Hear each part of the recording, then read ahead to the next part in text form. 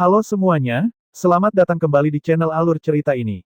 Sebelum kita mulai jangan lupa untuk tekan tombol like dan subscribe, agar kalian bisa selalu update cerita-cerita seru dan menarik di channel ini. Mari kita game on. Bab 281. Setelah kata-kata itu terlontar, keempat hantu itu benar-benar terpaku, mata mereka penuh dengan ketidakpercayaan. Tuan muda mengatakan bahwa dia memiliki buku untuk kultivasi hantu. Apakah itu benar-benar nyata? Harus diketahui bahwa buku manual untuk kultivasi iblis jauh lebih sulit ditemukan daripada untuk para kultivator manusia. Ketika mereka masih menjadi manusia di dunia ini, mereka hanya sekadar mendengarnya tetapi tidak pernah melihatnya sebelumnya. Jika mereka memiliki buku manual untuk dapat menjadi kultivator iblis, maka mereka tidak perlu khawatir tentang energi yin mereka habis dan tidak dapat bertahan hidup di alam ini. Selain itu, begitu seorang kultivator iblis mencapai tingkat tertentu, mereka tidak perlu takut lagi akan sinar matahari. Maka bahkan di siang hari, mereka akan dapat bergerak dengan bebas. Harus dikatakan bahwa kata-kata itu menimbulkan daya tarik yang tak terbantahkan bagi mereka semua. Mereka tidak hanya akan dapat menjadi kultivator iblis, mereka akan tetap dapat melindungi Sunni. Ini adalah sesuatu yang bahkan tidak mereka berani untuk memikirkan sebelumnya. Benar, Feng Jiu mengangguk, dan berkata dengan wajah serius, tapi, jika kalian semua akan mengikutiku, maka kalian harus melayani di bawahku dan kalian tidak boleh menyakiti orang lain atau jika tidak, tidak perlu bagi orang lain untuk mengusir kalian, aku sendiri yang akan menyebarkan dan menghapus jiwa kalian sendiri. Kami akan mengambil Tuan Muda sebagai Tuan kami. Tidak akan pernah mengkhianati. Jika kita menyalahi janji kita hari ini, semoga kita terkena petir di mana jiwa kita akan musnah, tidak akan pernah bereinkarnasi. Keempat orang itu bersujud dengan hormat dan berkata dengan gembira. Bagi mereka, tidak peduli apakah itu untuk melayani orang di depan mata mereka sebagai tuan mereka atau untuk mereka dapat mengkultivasi diri sebagai kultivator iblis, hanya ada keuntungan dan itu tidak merugikan mereka sama sekali. Bahkan jika mereka tidak diberikan buku manual untuk mereka kultivasi, hanya dengan fakta bahwa dia telah menyelamatkan mereka hari ini, mereka tidak akan pernah mengkhianatinya. Baiklah. Kalian semua dapat kembali ke kayu jiwa dewa untuk pulih, aku memiliki sebuah rumah di pegunungan yang akan sempurna bagi kalian semua untuk tinggal dan saling menjaga, di mana kalian akan dapat berlatih dan berkultivasi. Mengenai Sunni, biarkan dia bersamaku untuk saat ini dan jangan mendekatinya sebelum kalian semua dapat mengendalikan energi yin kalian dengan baik. Baik, keempat hantu itu mengakui. Aku masih belum tahu siapa nama kalian. Feng Jiu memandang mereka untuk bertanya. Tuan, saya bernama Zhao Yuhe dan ini istri saya, Lin Xinhui. Ini adalah ayah saya, Zhao Degao, dan ibu saya, Fan Juan. Mendengar itu, Feng Jiu kemudian berkata, aku bernama Feng Jiu. Mari kita lakukan seperti ini. Fajar akan segera tiba, mari kita tinggalkan tempat ini sekarang juga. Dengan berkata begitu, dia keluar. Leng Xuang membawa Sunni yang sedang tertidur pulas dan menunggu di samping kuda putih tua, sementara bal-bal yang terbaring di punggung kuda melirik mereka dengan malas sebelum kembali menutup mata dan tidur lagi. Dia mengeluarkan miniatur kapal udara dan melemparkannya ke udara. Saat kapal udara menjadi besar, dia kemudian berkata kepada Leng Xuang, bawa Sunni ke dalam ruangan di dalam sana. Iya, jawab Leng Xuang, lalu melangkah ke kapal udara. Setelah dia menata Sunni dengan baik di dalam, dia kembali turun dan membalut mata kuda itu sebelum mengikatnya dengan aman di kapal udara dan membawa si putih juga naik. Ketika beberapa anggota keluarga Zhao melihat kapal udara, mereka tidak bisa tidak menelan ludah. Itu adalah kapal udara, dan juga kapal udara yang mewah. Seperti apa latar belakangnya tuan yang mereka layani ini? Semua dari kalian masuk ke dalam kayu jiwa dewa sekarang. Feng Jiu menunjukkan, meminta mereka untuk bersembunyi di sana. Keempatnya mengakui bersama-sama, dan berubah menjadi 4 cahaya saat mereka masuk ke dalam kayu jiwa dewa, sementara Feng Jiu membawa mereka ke kapal udara, menuju negara kemuliaan matahari. Beberapa saat kemudian, karena kapal udara terlalu mencolok, ketika mereka tiba di luar sebuah kota di perbatasan negara kemuliaan matahari, Feng Jiu kemudian menyimpan kapal udara Phoenix, dan 3 orang kemudian pergi ke kota itu naik kuda, dengan Feng Jiu berpikir bahwa mereka punya waktu, jadi mereka tidak perlu terburu-buru kembali ke kota bulan berawan. Setelah ketiganya masuk ke dalam kota, dan mereka berpikir bahwa mereka sudah berada di dalam batas negara kemuliaan matahari, mereka kemudian menemukan tempat dan mengganti pakaian menjadi pakaian wanita. Mereka membeli beberapa set pakaian untuk Sunny sebelum mereka perlahan-lahan melanjutkan perjalanan mereka menuju arah kota bulan berawan. Dengan setelan putih lengkap dan wajah yang tak tertandingi kecantikannya, dimanapun Feng Jiu berjalan, dia secara alami akan menarik perhatian semua orang. Belum lagi wajah yang begitu cantik tanpa celah, hanya dengan tubuh yang luar biasa dan perilaku anggun. Hal itu jarang ditemukan di tempat-tempat yang paling makmur dan bahkan di antara kaum bangsawan, jadi tidak perlu berbicara tentang kota terpencil di perbatasan. Leng Xuang masih mengenakan setelan hitam, yang menonjolkan lekuk tubuhnya, wajahnya dingin seperti embun es, meskipun cantik, membuat orang tidak berani mendekat. Ketika mereka memasuki kota, mereka menunggangi kuda mereka perlahan-lahan dan Sunny yang duduk di depan Feng Jiu, dia memandang sekeliling dengan rasa ingin tahu, wajahnya penuh kekaguman. Feng Jiu sedikit memiringkan kepalanya ke samping dan berkata, Leng Xuang, kita akan pergi ke tenda kecil di depan untuk menunggumu.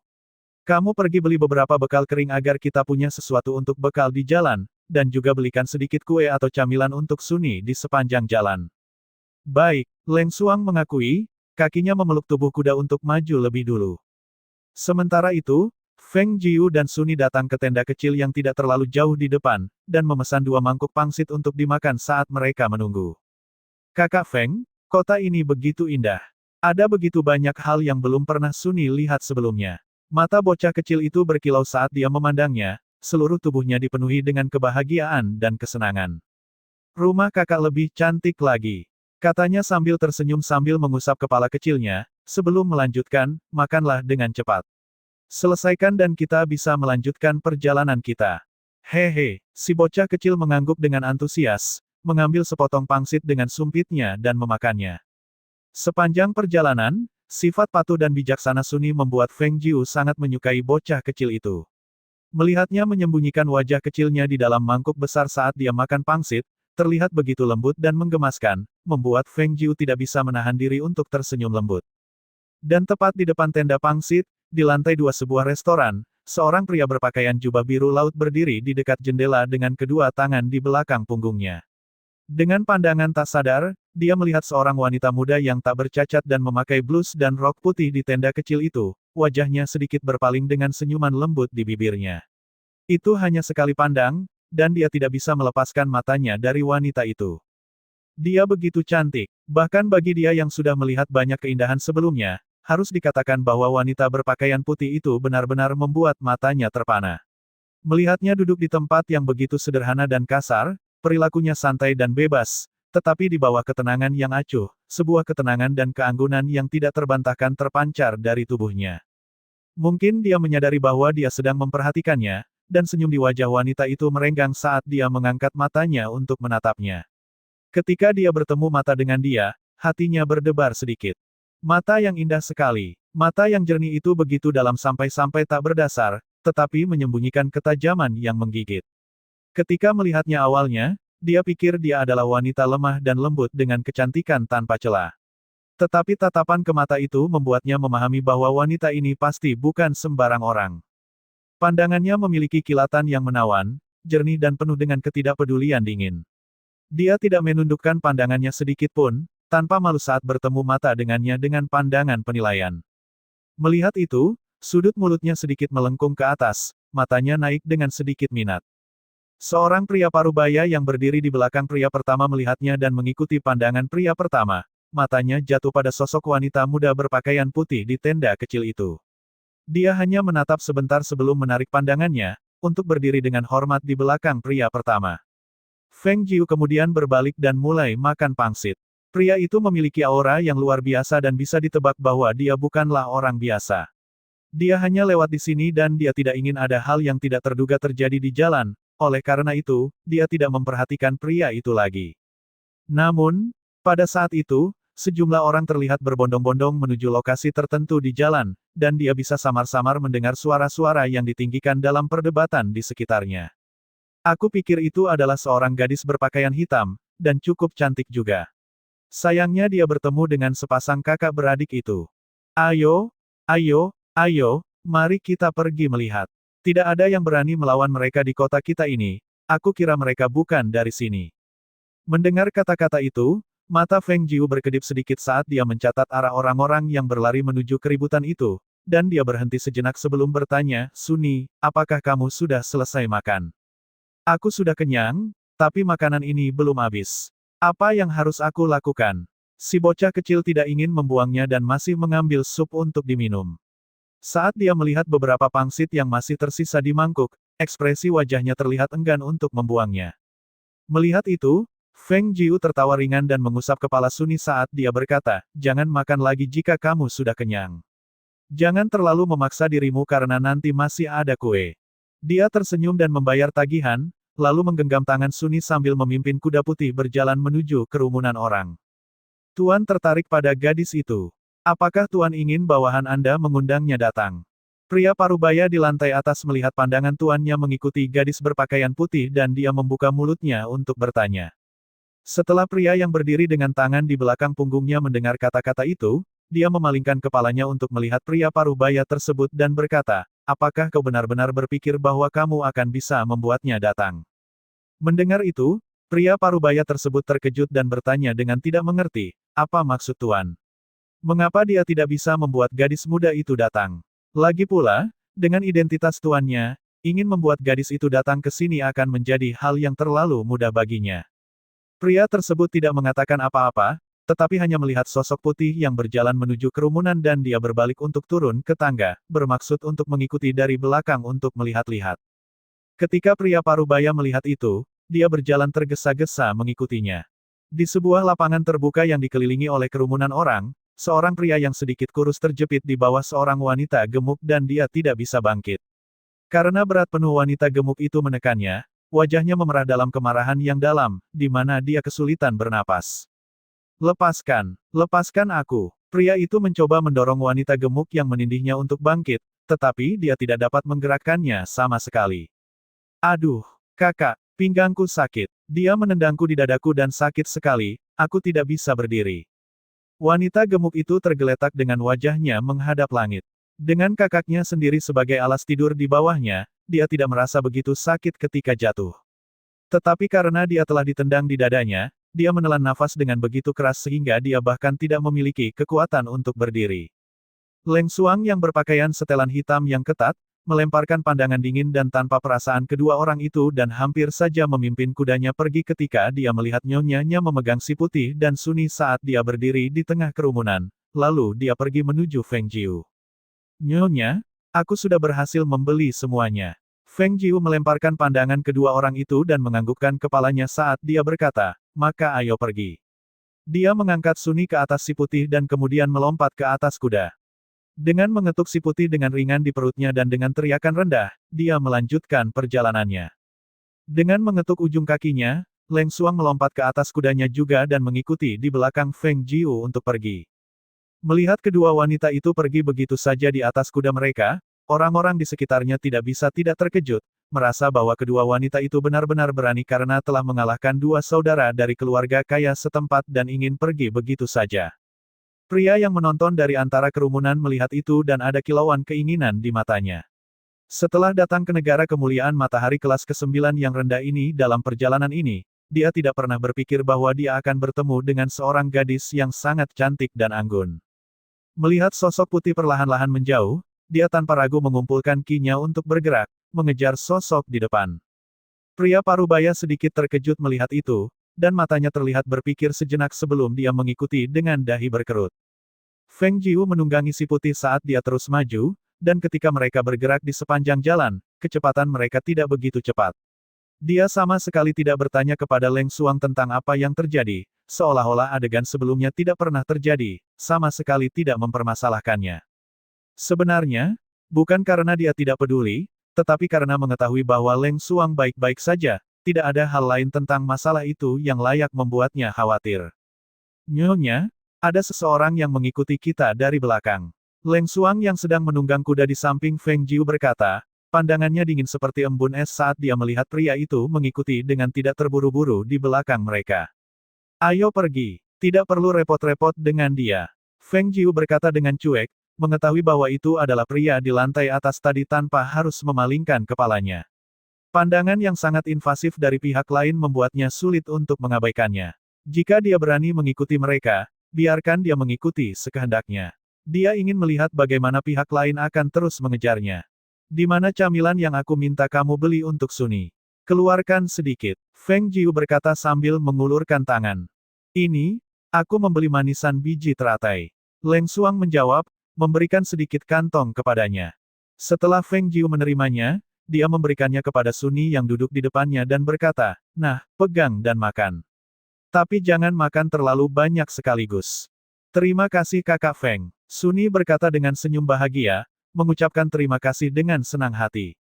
Anak baik, Feng Jiu kemudian berkata, juga tersenyum saat dia mencubit pipinya. Pria yang mengikuti di belakang mereka menyaksikan mereka, dan meskipun sebagian besar yang dia lihat hanya punggungnya, setiap gerakan dan tindakannya, setiap kerut kening dan senyumnya, semuanya jatuh ke dalam sepasang mata, yang terus dia amati dengan penuh minat. Kedua orang di depan terus maju di atas kuda mereka, sampai mereka keluar dari gerbang kota.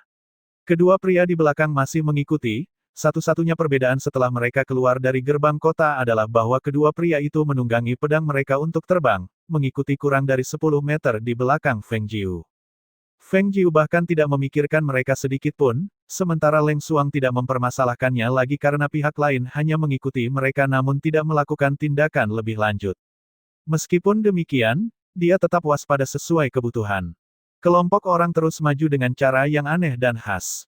Feng Jiu di depan mengangkat tangan dengan ringan untuk mendorong beberapa helai rambut yang jatuh di pipinya ke belakang telinganya, merasakan belayan ringan dari angin lembut yang berlalu di dekatnya. Matanya berkilau dengan cahaya redup, dan senyuman aneh yang begitu samar hampir tidak terlihat melingkari sudut bibirnya. Sekitar setengah periode dupa berlalu ketika tiba-tiba, dua suara keras dari sesuatu yang berat jatuh ke tanah terdengar dari belakang yang diikuti oleh dua suara kesakitan. Leng Xuang selalu memperhatikan keadaan di belakangnya. Oleh karena itu, ketika dia melihat dua pria yang sedang berkendara tanpa berjaga-jaga di atas pedang terbang mereka jatuh dengan sangat menyedihkan dari ketinggian sekitar 2 meter di udara, dia tidak bisa tidak merasa cukup terkejut. Setelah berbalik melihat nyonyanya dan melihat senyuman yang tergores di ujung bibirnya, Leng Xuang kemudian menyadari bahwa itu adalah perbuatan nyonyanya. "Tuan, apa kamu baik-baik saja?" Ekspresi di wajah pria parubaya itu berubah, merasa cukup terkejut karena kekuatan roh dalam tubuhnya tiba-tiba menghilang yang menyebabkannya jatuh ke tanah. Tanpa memperdulikan lumpur yang menempel di tubuhnya, dia segera melihat sekeliling dengan waspada. Pria lainnya juga sama-sama sangat terkejut pada saat itu saat dia menatap dengan ekspresi terkejut pada sosok putih yang berkuda di atas kudanya yang telah memalingkan kepalanya untuk melihat, merasa benar-benar tidak masuk akal. Dia terlalu ceroboh. Dia bahkan tidak pernah memikirkan bahwa wanita itu mungkin begitu berbakat. Dia bahkan tidak perlu memalingkan kepalanya, tidak perlu memukul mereka sama sekali, tetapi telah menyebabkan energi spiritual dalam tubuh mereka habis tanpa mereka menyadarinya sama sekali. Mungkinkah dia seorang alkemis? Tapi itu tidak mungkin sama sekali. Bagaimana mungkin di negara kelas 9 yang rendah dan kecil menghasilkan seorang alkemis yang sangat kuat? Maka, hanya ada satu kemungkinan lain.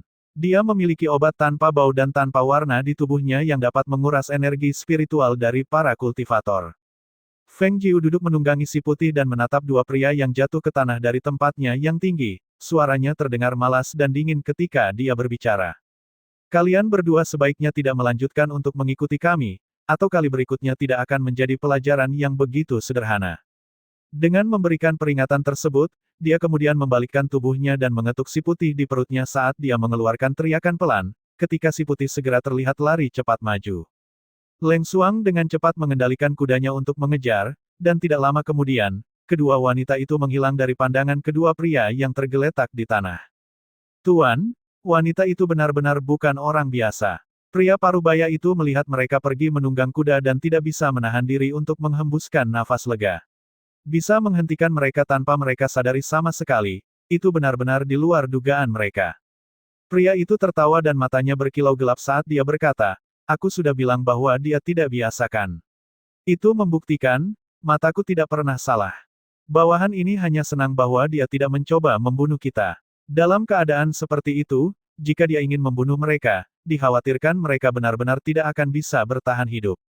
Pria itu melemparkan pandangan pada pria parubaya itu dan berkata, "Dia bahkan tidak tahu siapa kita, dan tidak ada masalah antara kita. Mengapa dia ingin membunuh kita?" Suara pria itu terhenti sejenak dan sudut bibirnya kemudian melengkung sambil cahaya tekad yang sangat kuat bersinar di matanya sebelum dia melanjutkan dengan berkata, tapi aku tidak pernah berpikir bahwa kecantikan yang tak tertandingi akan muncul di sini di negara kelas ke-9 yang rendah seperti negara kemuliaan matahari. Dia benar-benar, pemandangan yang tidak terlupakan. Betul sekali, hanya pertemuan singkat sudah memunculkan pikiran untuk menginginkannya. Hal yang pertama menarik perhatiannya adalah kecantikan yang tak tertandingi, diikuti oleh elegansi pada tubuhnya, bersama dengan ketajaman yang tersembunyi di dalam mata itu. Yang tidak dia harapkan adalah bahwa dia telah mampu membuat mereka jatuh tanpa mereka menyadari apapun, dan tampaknya dengan begitu mudah. Pikiran itu, kelihayan itu, hanya membuat niatnya untuk mendapatkannya semakin serius. Wanita itu, adalah yang dia benar-benar inginkan. Dia sedang memikirkan, untuk menundukkan wanita sombong dan dingin yang tertekan di bawah tubuhnya. Itu benar-benar akan memberinya rasa pencapaian yang besar. Feng Jiu tidak menyadari niat yang dimiliki oleh pria ini di dalam hatinya. Jika dia tahu, dia pasti akan berbalik dan menusuknya dengan pedang. Kedua orang itu saling menopang di sisi jalan untuk duduk dan istirahat. Setelah sekitar 2 jam berlalu dan efek obat mulai mereda, kekuatan roh kembali ke tubuh mereka. Tuan, apakah kita akan kembali ke negeri Galop Hijau sekarang? Pria parubaya itu menatap pria itu dan bertanya. Pria itu berpikir sejenak sebelum menjawab, kita akan kembali terlebih dahulu dan kemudian mengirim orang ke sini untuk menyelidiki identitas wanita itu. Iya, Tuan. Pria parubaya itu menjawab dengan sangat tidak berdaya. Meskipun dia merasa bahwa wanita itu sebaiknya dibiarkan sendiri daripada menghadapinya, tetapi Tuan tertarik padanya, oleh karena itu, tidak ada pilihan selain melakukan apa yang dikatakan Tuan. Di sisi lain, Leng Xuang bertanya dengan tidak mengerti, Nona, kapan Anda menggunakan obat-obatan itu? Mengapa saya tidak melihat apapun? Mereka pria di belakang itu telah mengawasinya sepanjang waktu. Bagaimana dia melakukannya tanpa terdeteksi? Feng Jiu melengkungkan bibirnya dan berkata dengan senyum, jika kamu telah bisa melihatnya, bagaimana mungkin kedua pria itu bisa jatuh? Dia menatap ke depan sambil melanjutkan, setelah kita sampai di kota bulan berawan, bawa kayu jiwa dewa ke punggung bukit bunga persik dan biarkan mereka menjaga tempat itu. Juga, bawa adik laki-lakimu kembali ke kediaman Feng. Mendengar itu, wajah Leng Xuang kemudian menunjukkan senyum samar. Ya, Nyonya, memikirkan adik laki-lakinya, kehangatan lembut memenuhi hatinya. Mereka melanjutkan perjalanan mereka dengan santai, dan sekitar setengah bulan kemudian mereka sampai di kota bulan berawan. Begitu di kota bulan berawan, Feng Jiu dan Leng Xuang berpisah. Leng Xuang menunggang kudanya menuju punggung bukit bunga persik, sementara Feng Jiu menunggang si putih menuju kediaman Feng bersama Suni dan Balbal. Karena si putih tidak mau membiarkan Balbal naik di kepalanya, Balbal hanya bisa berlari mengikuti mereka di belakang. Apakah kau dengar? Kabarnya Guan Xilin yang keluar dari keluarga Guan telah menjadi petarung teratas di pasar gelap. Aku sudah tahu itu 2 hari yang lalu. Tidak perlu dikatakan, kemampuan bertarung Guan Xilin dan bakatnya sungguh menakutkan. Aku pergi ke arena pasar gelap untuk menontonnya bertarung dan gerakannya sungguh luar biasa. Bagi keluarga Guan untuk mengusirnya, itu hanyalah kerugian mereka sendiri. Kamu tidak perlu mengatakannya lagi. Begitu banyak keluarga yang mencoba memenangkan simpatinya, bahkan beberapa dari mereka bahkan mencoba menariknya masuk ke dalam keluarga mereka melalui pernikahan. Tetapi aku mendengar bahwa dia lebih memilih untuk mendirikan keluarganya sendiri yang telah membuat banyak dari keluarga-keluarga itu tidak berdaya. Benar sekali. Bukankah dia membeli rumah besar itu di samping kediaman Feng? Aku dengar mereka telah menyiapkan tempat itu sepanjang waktu ini dan sepertinya dia hanya menunggu tanggal yang baik baginya untuk pindah. Keluarga Guan pasti menyesal. Hahaha, itu pasti.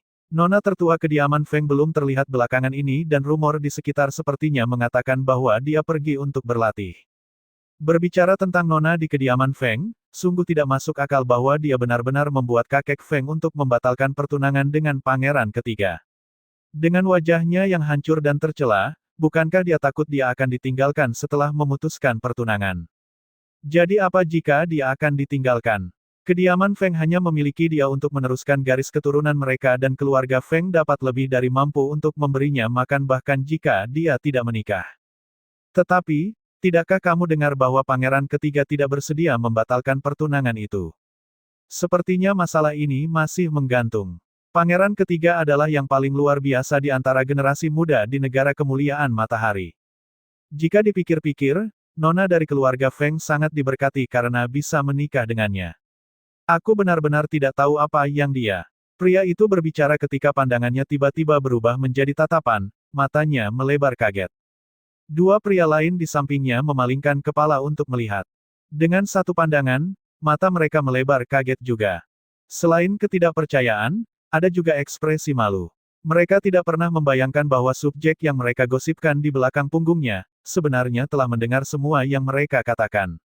Mendengar kata-kata itu, Feng Jiu tersenyum samar dan melempar pandangannya pada para pria sebelum dia menunggangi si putih untuk menuju kediaman Feng. Jadi saudara laki-lakinya telah mengambil posisi pertama di daftar pasar gelap dan bahkan membeli sebuah rumah. Dia telah melakukannya cukup baik baginya. Tentang pertunangannya dengan Murong Yisuan, dia akan kembali dan menangani itu. Baru setelah mereka pergi jauh, para pria itu tersadar kembali dan terbata-bata saat mereka berkata, Itu adalah nona tertua dari kediaman Feng, Feng King Gekan. Wajahnya telah pulih. Nampaknya memang telah pulih. Katanya dia pergi untuk berlatih, tapi aku pikir dia pergi untuk mencari pengobatan untuk wajahnya.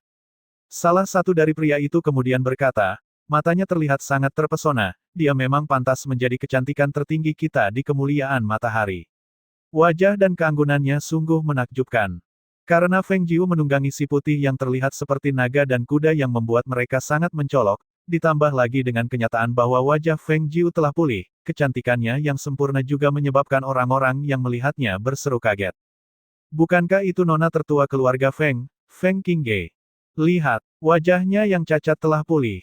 Banyak warga kota bulan berawan mengenalnya dengan baik dan saat dia menuju kediaman Feng, setiap tempat yang dia lewati menarik nafas kagum dan perdebatan sengit dari warga. Apakah kalian tahu, nona tertua keluarga Feng, Feng King Ge telah kembali. Dan wajahnya telah pulih. Seperti itu, berita menyebar dari 1 orang ke 10 orang, dan 10 ke 100 melalui mulut ke mulut. Tidak butuh waktu lama sebelum berita itu menyebar ke setiap sudut kota.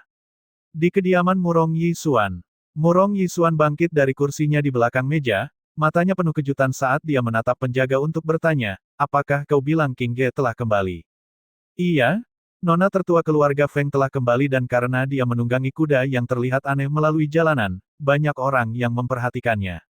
Dan wajahnya yang cacat juga telah pulih. Ketika penjaga selesai, dia merasakan angin bertiup cepat melewati dia. Dia mengangkat kepala untuk melihat, dan tidak melihat tanda-tanda yang mulia. Sebelum dia bahkan sampai di pintu utama kediaman Feng, anggota keluarganya yang telah mendengar bahwa dia telah kembali semua menunggu di luar pintu. Wajah mereka bahagia. Feng Xiao mendukung kakek patriark saat mereka berdiri di luar pintu menunggu, mata mereka penuh dengan kegembiraan saat mereka memandang ke jalan, berbicara dengan gembira. Anak itu terlalu berlebihan. Pergi tanpa memberitahu kita sebelumnya, dan itu membuatku tidak bisa tidur nyenyak sepanjang waktu, khawatir dia akan mengalami bahaya di luar sana. Harusnya itu tidak akan terlalu buruk jika dia membawa beberapa penjaga Feng, tetapi dia hanya membawa Leng Xuang. Untungnya dia kembali dengan selamat sekarang dan akhirnya aku bisa meletakkan batu besar ini yang telah membuat hatiku tertekan. Apakah itu yang bisa kamu tanggung? Kakek patriark melirik samping ke anaknya, tetapi matanya masih dipenuhi senyum. Jenis kegembiraan dan sukacita yang memancar dari lubuk hatinya menyebar ke semua orang di sekitarnya, dan semua orang menantikan kedatangan nona tertua. Dia datang, nona tertua sudah kembali. Seorang pelayan berteriak dengan gembira, sambil menunjuk pada sosok putih yang muncul di jalan. Karena dia menunggangi si putih saat dia datang dan berada di posisi yang lebih tinggi dari orang-orang, dia segera terlihat begitu muncul. Setelah gelombang kebahagiaan awal, ketika mereka melihat bahwa wajah yang cacat dari nona telah pulih menjadi penampilan aslinya yang tak tertandingi, mereka tidak bisa tidak terkejut. Tuan, wajah nona benar-benar pulih. Hahaha, Feng kecil sudah kembali, cepat. Nyalakan kembang api. Kakek patriark berteriak dengan sukacita, dan saat suaranya turun, suara petasan yang membahana meletus gembira di depan pintu utama kediaman Feng, segera menarik kerumunan untuk berkumpul di sana, semua dari mereka memandang dengan ingin tahu. Feng Jiu bisa melihat ekspresi bahagia di wajah keluarganya dari jauh saat dia perlahan-lahan datang menunggangi si putih, yang membuatnya tidak bisa menahan diri untuk tidak tersenyum. Melihat bahwa mereka bahkan telah menyalakan kembang api di luar pintu, suasana kegembiraan segera menyebar di tempat itu dalam sekejap. Sunyi yang duduk di depan sedikit bersandar saat melihat keramaian dan kerumunan, tangannya mencengkeram lengan Feng Jiu, merasa sedikit bahagia, tetapi juga sedikit takut. Merasakan ketidaknyamanannya, Feng Jiu tersenyum padanya dan menggosok kepalanya sebelum dia berbalik untuk melihat dua pria yang maju untuk menyambutnya, di mana dia kemudian memanggil. Kakek, ayah, aku sudah kembali. Anak ini, kenapa kamu tidak sedikit pun berdiskusi dengan ayahmu dan pergi begitu saja? Kamu telah membuat ayahmu sangat khawatir selama ini. Tapi tidak apa-apa, kamu sudah kembali sekarang. Dia maju untuk memegang kekang si putih, lalu melihat anak kecil yang duduk di depan. Dia kemudian bertanya dengan heran, anak kecil ini dari mana? Feng Jiu melompat turun dari kuda, lalu menggendong Sunyi ke bawah. Kenapa kamu banyak bertanya? Kita masih di luar jalan, tahu? Kata kakek Feng, sambil menatap tajam Feng Xiao, lalu memerintahkan orang-orang untuk memimpin kuda masuk. Tapi siapa yang tahu? Penjaga tidak bisa menggerakkan si putih sedikit pun. Nona muda, kuda itu tidak bisa digerakkan. Penjaga itu berkata malu-malu sambil menggosok hidungnya, sedikit memalukan. Mendengar itu, Feng Jiu tertawa ringan dan pergi untuk mengelus kepala si putih sambil berbisik beberapa kata ke telinganya. Si putih mengangkat ekornya dan kemudian mengangkat kaki-kakinya untuk berlari masuk. Berbaur di antara kerumunan orang, Balbal sudah berlari masuk satu langkah sebelum semua orang, untuk menjelajahi bagian dalam kediaman Feng. Hahaha, kuda ini tidak terlalu buruk, hanya terlihat sedikit aneh, kata Feng Xiao dengan tawa riang sambil melihat kuda putih yang mirip naga itu, merasa sedikit penasaran tentang jenis kuda itu. Kakek Feng, Paman Feng. Sebuah suara muda dan remaja berseru, diwarnai dengan sedikit rasa takut. Kakek Feng dan Feng Xiao terkejut saat melihat anak kecil yang masih berdiri di samping Feng Jiu, matanya yang jelas terang dengan jejak ketidakpastian dan ketakutan. Dua pria itu tidak bisa menahan senyum, saat mereka memberikan pujian. Anak yang baik, mari masuk. Seluruh kelompok orang berjalan masuk. Namun, suara lembut kemudian terdengar dari belakang, yang membuat mereka berhenti sejenak dalam langkah mereka. King Ge. Panggilan tunggal dari King Ge membuat semua orang yang sudah melintasi di bawah pintu berhenti sejenak dalam langkah mereka, dan memalingkan kepala mereka untuk melihat. Melihat sosok bangsawan yang mengenakan jubah ungu berdiri tidak terlalu jauh dari kediaman Feng, semua orang tidak bisa tidak untuk melihat Feng King Ge, kecantikan yang berpakaian putih yang seluruh dirinya memancarkan sikap yang dingin. Orang yang datang ke sini adalah pangeran ketiga sendiri, Murong Yixuan, tunangannya. Meskipun dikatakan bahwa pertunangan antara kedua orang itu sudah diajukan untuk dibatalkan oleh kakek Feng, tetapi karena Murong Yixuan tidak bersedia, pertunangan itu tetap berjalan dan hubungan antara keduanya masih belum putus. Kerumunan penonton awalnya tidak benar-benar mendukung pertunangan ini karena Murong Yixuan adalah yang terbaik di antara generasi muda kemuliaan matahari, seorang putra bangsawan dengan masa depan yang tak terbatas. Dan meskipun Feng King Ge adalah nona kediaman Feng, dan juga kecantikan teratas di kemuliaan matahari, tetapi di dunia ini di mana kekuatan berkuasa, kekuatannya di mata orang-orang hanya biasa-biasa saja, bahkan bakat beberapa keturunan yang dimanjakan dari beberapa keluarga klan lain bahkan lebih besar dari miliknya. Belum lagi ketika wajahnya bahkan telah cacat beberapa waktu yang lalu. Meskipun penampilannya sekarang sudah pulih, tetapi karena kekuatannya benar-benar terlalu lemah, orang-orang masih berpikir bahwa dia tidak pantas bagi Murong Yixuan. Bagaimanapun juga, di samping seorang putra bangsawan, haruslah berdiri hanya seorang wanita dengan kekuatan dan kecantikan yang luar biasa. Kalian semua bisa masuk terlebih dahulu. Dia menyerahkan Sunyi kepada kakeknya, dan meminta mereka untuk masuk. Baiklah, kalian berdua bicaralah. Jika itu tidak berhasil, maki tantalah dia untuk masuk juga. Kata kakek Feng, lalu membawa Sunyi untuk masuk. Feng Xiao melirik ke arah Murong Yixuan dan kemudian menghela nafas sambil menggelengkan kepala sebelum dia juga masuk. Meskipun dia cukup menyukai Murong Yixuan, sayang sekali, putrinya tidak menyukainya dan tidak ada yang bisa dia lakukan tentang itu. Tidak peduli seberapa puasnya dia dengan Murong Yixuan, dia akan memprioritaskan pilihan putrinya. Murong Yixuan berjalan maju sendiri dan melihat bahwa luka-luka yang ada di wajahnya telah hilang semua, pulih ke kehalusan aslinya yang putih bersih. Melihatnya terlihat begitu cantik namun begitu jauh, hatinya sedikit terasa sakit tetapi wajahnya malah menunjukkan senyuman lembut. Ada sebuah rumah teh di depan sana. Apakah kita akan pergi minum secangkir di sana? Feng Jiu melirik ke arahnya dan melihat bahwa banyak orang yang berkerumun dan melihat mereka. Dia mengangguk dan mengikuti langkahnya untuk pergi ke rumah teh terdekat, di mana mereka mendapatkan ruangan pribadi di lantai 2. Di dalam ruangan pribadi, suasana begitu hening. Tidak ada udara ringan cinta yang berdesir, atau rasa rindu malu-malu. Keduanya duduk berhadapan di meja, dan Murong Yisuan menuangkan secangkir teh untuknya. Melihat sikapnya yang jauh dan dingin, dia menahan dan menyembunyikan rasa sakit di matanya sambil berkata dengan tatapannya yang terfokus pada cangkir teh di tangannya, tentang masalah ketika kakek Feng bertemu dengan ayahku untuk mencabut pertunangan kita, aku tidak setuju. Feng Jiu mengangkat teh dan menyeruput. Mendengar kata-kata itu, pandangannya sedikit berubah dan dia melirik ke arahnya untuk berkata, aku sudah berbicara kepadamu tentang menarik diri dari pertunangan. Kita tidak cocok satu sama lain dan tidak ada gunanya menahannya lebih jauh. Tidak cocok. Dia terkejut melihat Feng Qingge yang sangat apatis. Senyumnya pahit ketika dia berkata, bisa dikatakan bahwa kita tumbuh bersama sejak kecil, bagaimana mungkin kita tidak cocok satu sama lain. Aku tahu bahwa kamu pasti marah padaku karena aku tidak bisa mengenalimu sebelumnya, dan aku tahu bahwa aku bersalah. Tetapi Qingge, tidakkah kamu bisa memberiku kesempatan lain? Mendengar itu, Feng Jiu tertawa dan menggelengkan kepala saat dia melihatnya. Matanya yang terang melihat melalui semuanya, suaranya yang jelas keluar dari mulutnya diukur dan tenang saat kata-kata itu menusuk hatinya tanpa ampun. Sebenarnya, kamu tidak begitu mencintai Qingge sebanyak yang kamu bayangkan. Dengan kecerdasanmu, aku percaya bahwa kamu sudah lama menyadari bahwa orang yang duduk di sini di depanmu bukanlah Feng Qingge yang kamu kenal. Mendengar kata-kata itu, tangan Murong Yisuan gemetar sedikit, dan cahaya dalam matanya sedikit redup, wajahnya mulai sedikit pucat. Melihat sikap itu menghampirinya, sudut bibir Feng Jiu sedikit berkedut dan dia melanjutkan, sekarang kamu sudah tahu itu, mengapa kamu berpura-pura sebaliknya. Feng Qingge yang lama mungkin terpesona olehmu, tetapi aku, Feng Jiu tidak akan, kamu sama asingnya bagiku dan itulah mengapa pertunangan kita pasti harus diakhiri.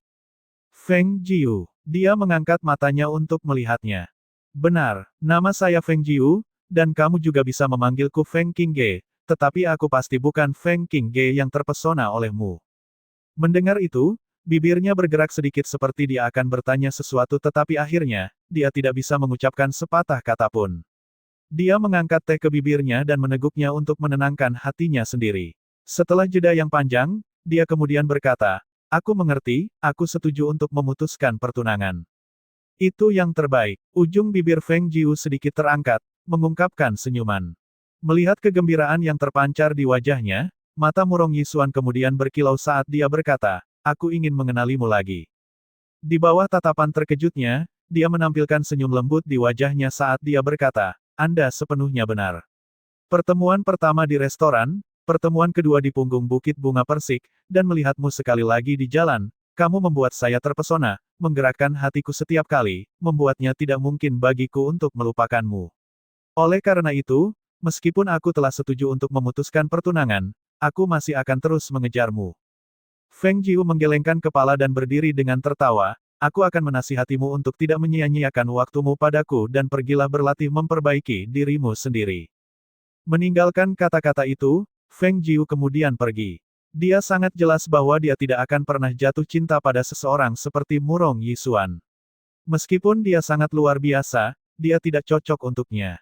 Melihatnya berbalik dan pergi, dia tidak menghentikannya, karena dia tahu bahwa selama dia cukup kuat, dan cukup luar biasa, maka suatu hari nanti dia pasti akan menjadi wanitanya. Di dunia di mana kekuasaan memerintah, yang kuat dihormati, dan yang lemah tidak bisa bertahan hidup. Meskipun dia memiliki kediaman Feng di belakangnya, di dunia yang luas ini, suatu hari nanti dia akan menemukan bahwa hanya seseorang dengan kekuatan besar yang akan dapat melindunginya. Dan dia juga benar, dia perlu bekerja keras dalam kultivasinya. Negara kemuliaan matahari hanyalah batu loncatannya dan dia tidak akan tinggal di sini seumur hidupnya. Di luar sana di dunia, langit lebih luas yang akan memungkinkannya terbang. Di kediaman Feng, kembali ke rumah, Feng Jiu bahkan belum masuk ke ruang tamu ketika dia sudah mendengar suara Guan Xilin mencapai telinganya. Mengapa Jiu kecil belum kembali? Murong Yisuan benar-benar berlebihan.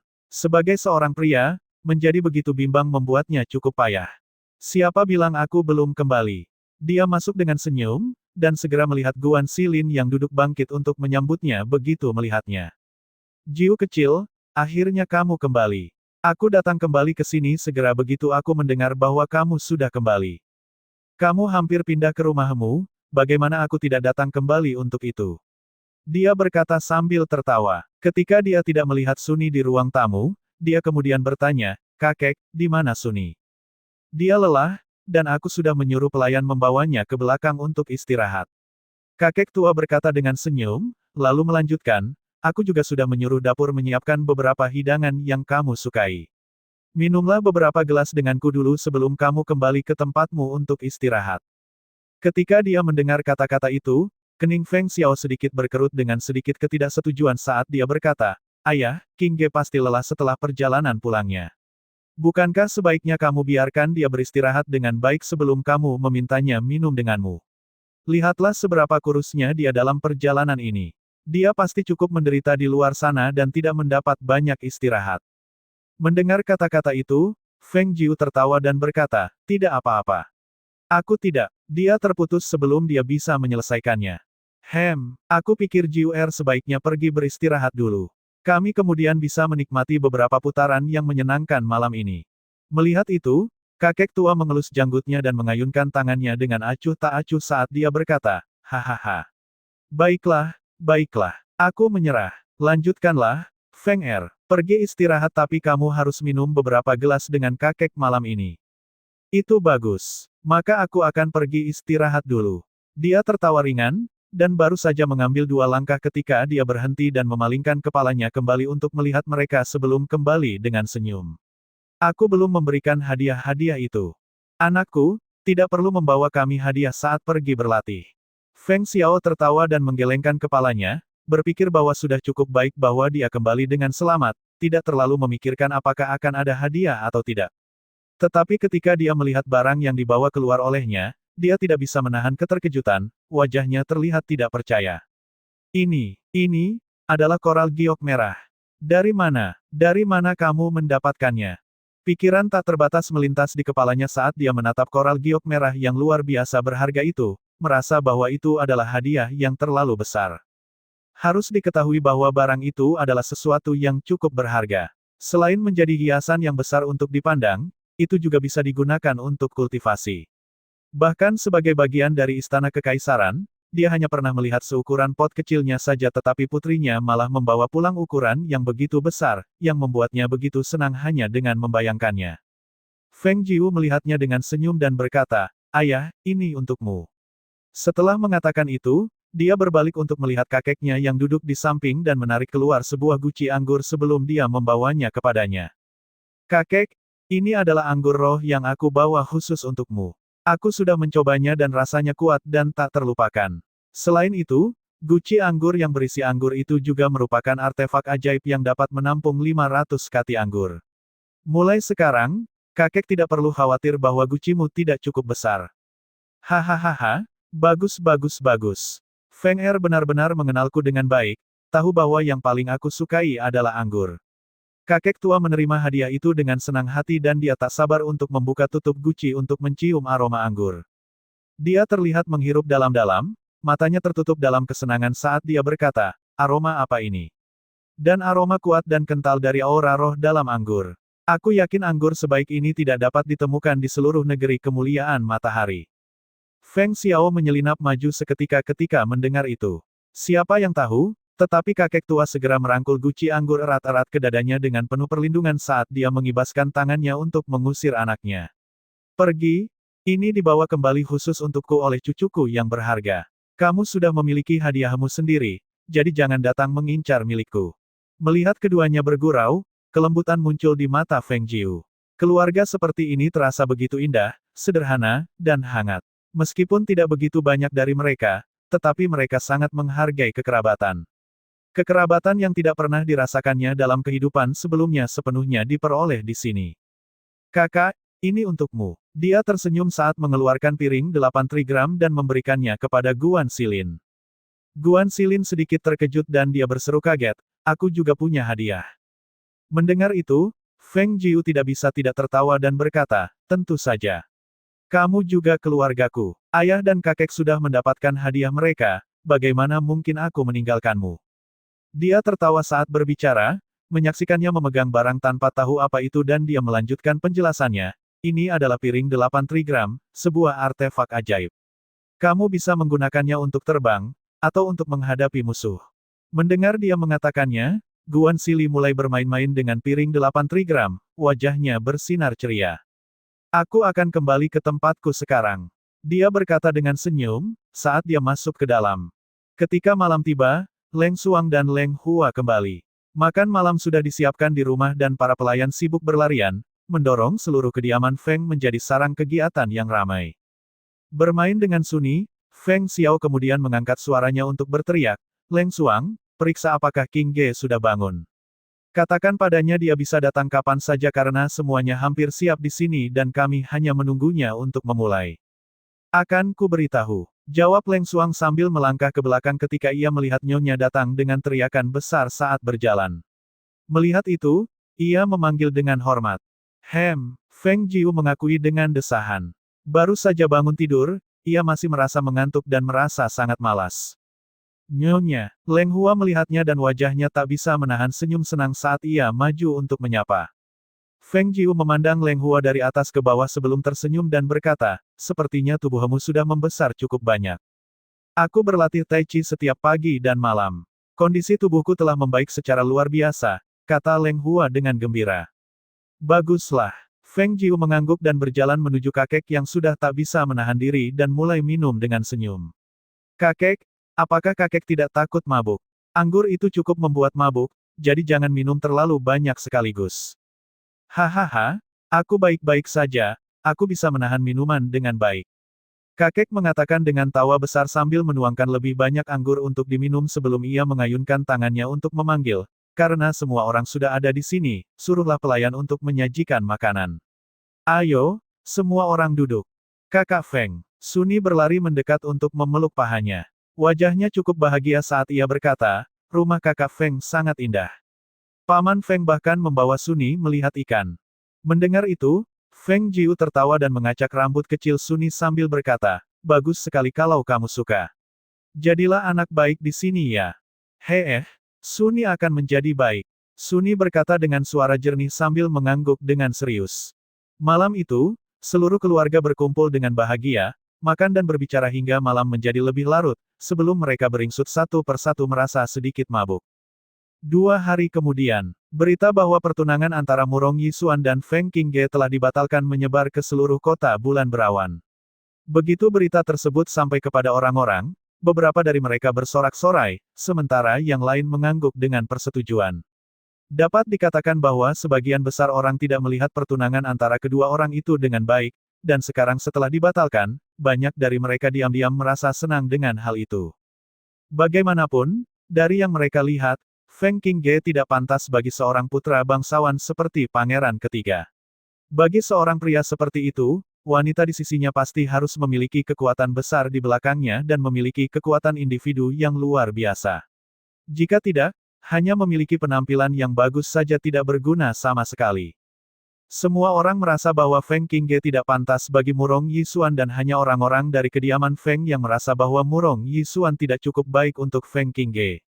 Oleh karena itu, ketika orang-orang di luar dengan semangat membahas masalah tersebut, setiap orang penjaga dan pelayan di kediaman Feng merasa marah. Dalam pandangan mereka, nona mereka lebih kuat dari siapapun. Dan lebih luar biasa dari siapapun. Dan Feng Jiu di halaman tidak terganggu sama sekali oleh itu. Dia hanya perlu tahu bahwa pertunangan telah dibatalkan karena pada saat itu, semua pikirannya terfokus pada buku yang dipegangnya di tangannya. Setelah mempelajarinya dengan seksama selama 2 hari dan herba spiritual yang disimpannya di cincin ruang, yang tersisa hanyalah untuk dia mulai belajar dengan melakukan eksperimen sendiri dengan dasar-dasar alkimia yang paling mendasar. Baginya untuk bisa maju menjadi kultivator fondasi, maka pil fondasi adalah suatu keharusan dan akan terlalu tidak praktis untuk pergi keluar dan membelinya.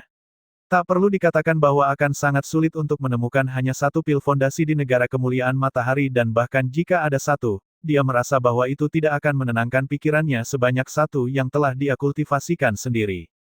Selain itu, dalam manual yang diberikan oleh gurunya, Disebutkan jenis fondasi sempurna, jenis fondasi yang begitu langka sehingga hampir 1 dari 10.000. Jika dia bisa mencapai fondasi yang sempurna, maka itu akan menetapkan fondasi terbaik bagi dia untuk maju ke tahap inti emas atau bahkan tahap kelahiran jiwa. Oleh karena itu, selama periode ini, Feng Jiu tidak gelisah dalam memajukan kultivasinya sendiri tetapi malah mempersiapkan segalanya dengan baik sehingga tidak ada yang akan salah ketika dia berusaha untuk menerobos ke tahap fondasi yang sempurna.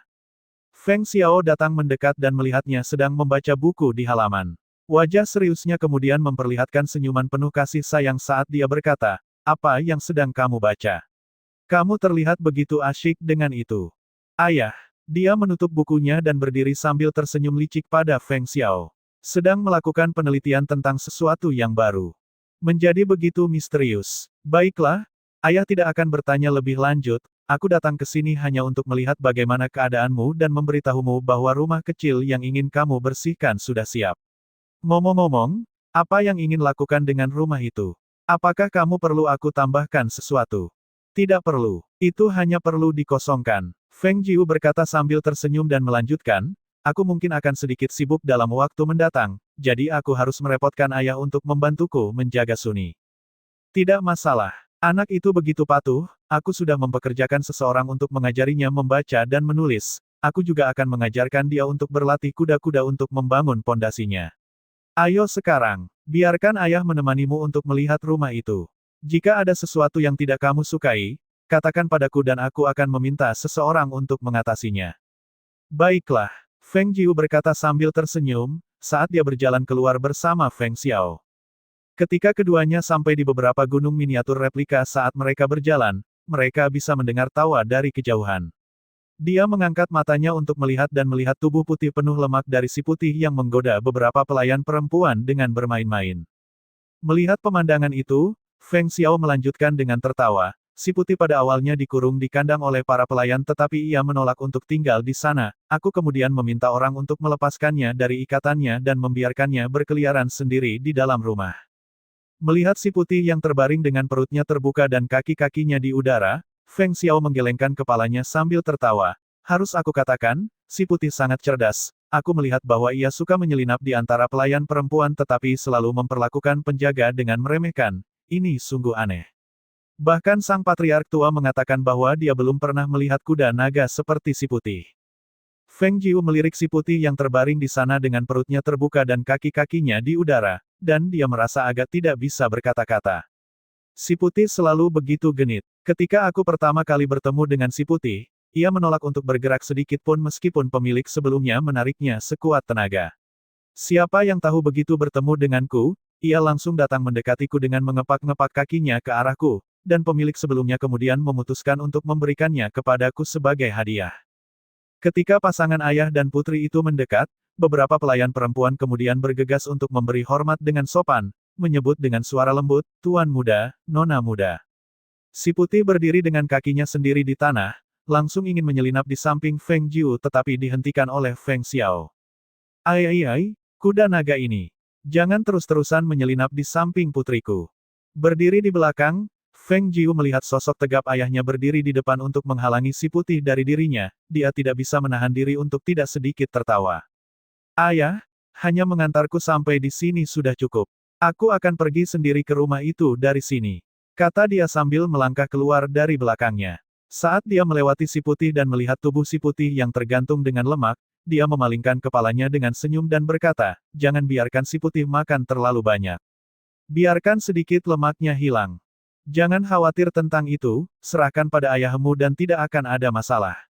Nanti aku akan membawanya keluar untuk berlari beberapa putaran," kata Feng Xiao sambil tertawa keras, dan mengisyaratkan agar Feng Jiu melanjutkan ke depan sementara dia tetap di belakang, mengantarkan si putih ke arah lain.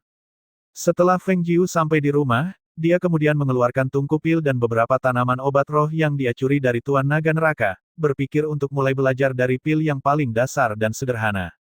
Kunjungan pertamanya ke rumah itu, dengan cepat menghabiskan 6 jam penuh. Saat pintu ke rumah tertutup, dan pintu ruang alkimia yang kosong juga tertutup, tidak ada yang tahu apa yang sangat sibuk dilakukan di dalamnya.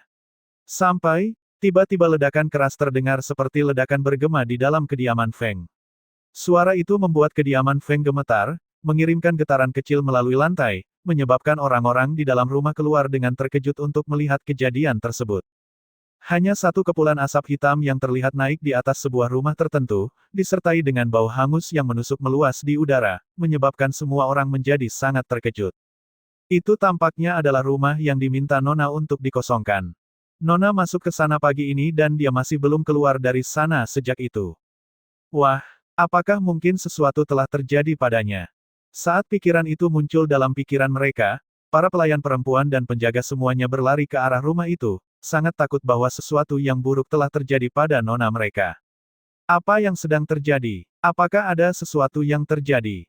Ketika Patriark Tua Feng mendengar keributan itu, dia juga keluar dan melihat sekeliling.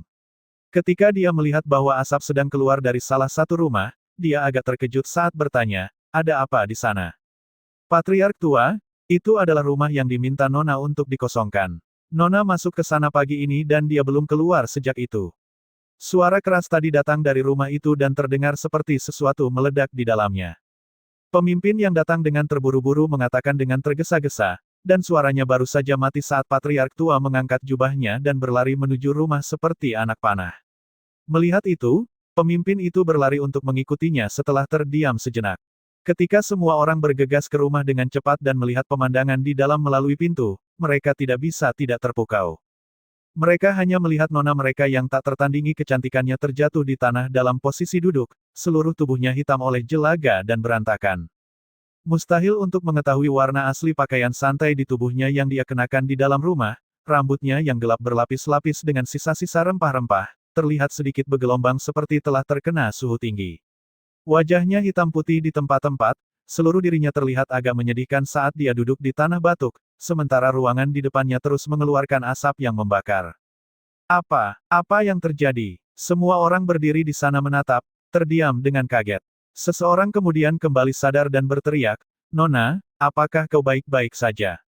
Uhuk-uhuk. Feng Jiu yang telah terlempar dari ledakan itu jatuh duduk di tanah menggelengkan tangannya di depannya untuk mengusir asap yang terbakar yang keluar dari ruangan di depannya saat dia menutup tangannya di atas hidung dan mulutnya sambil masih batuk.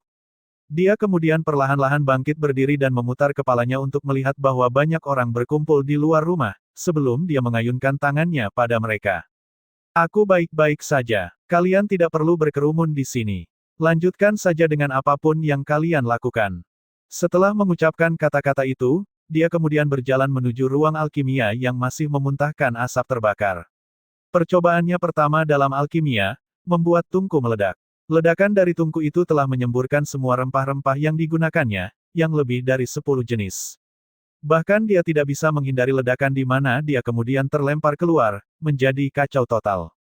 Dia membuka jendela untuk membiarkan asap terbakar tersebar dan ketika dia melihat rempah-rempah sisa tersebar di lantai, ekspresi di wajahnya adalah rasa sakit karena semua itu sia-sia.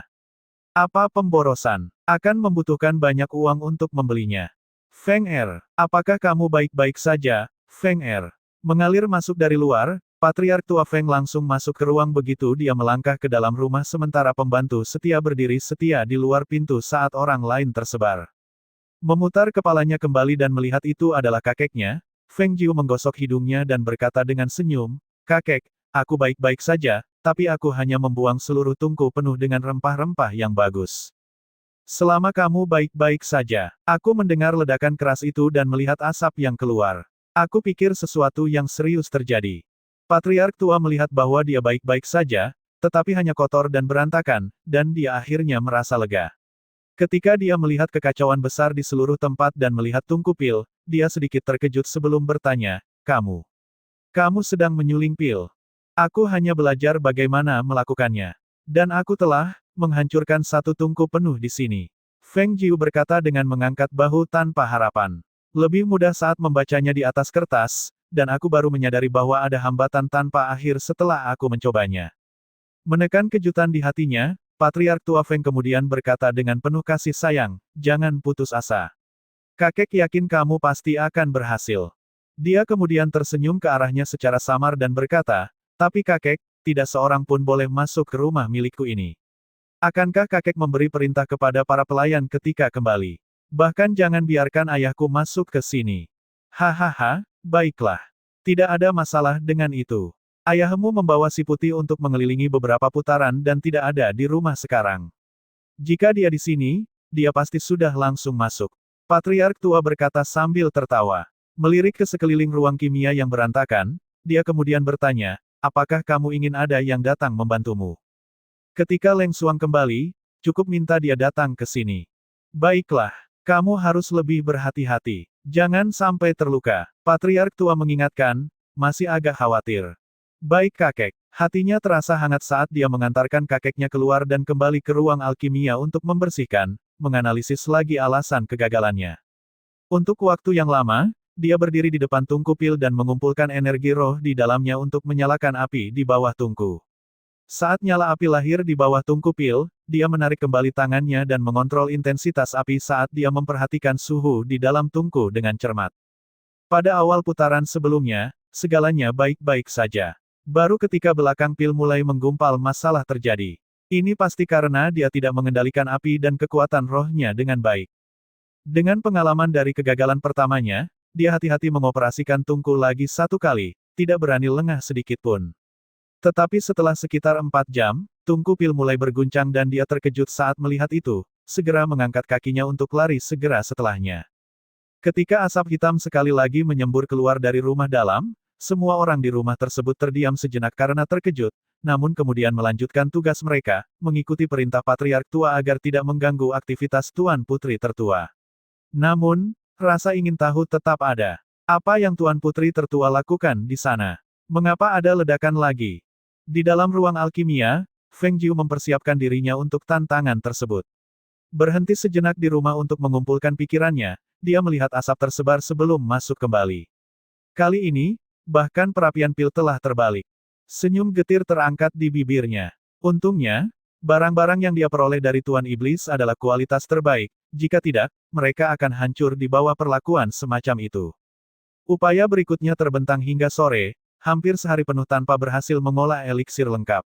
Dia juga telah menghabiskan sejumlah besar tanaman roh, meninggalkan sedikit yang tersisa dalam stoknya.